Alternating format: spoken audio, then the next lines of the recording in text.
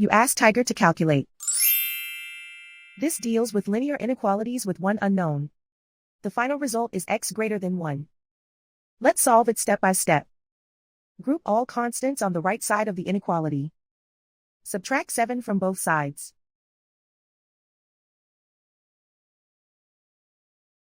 Simplify the arithmetic.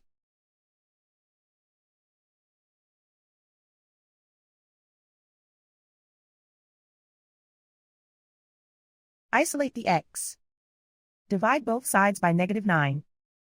Whenever you multiply or divide by a negative, reverse the inequality sign.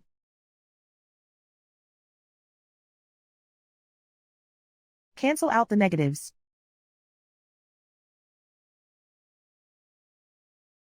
Simplify the fraction.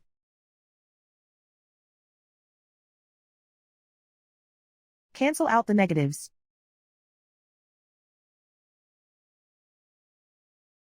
Simplify the fraction.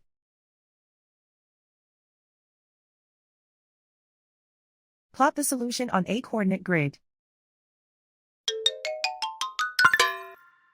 And so the final result is x greater than 1.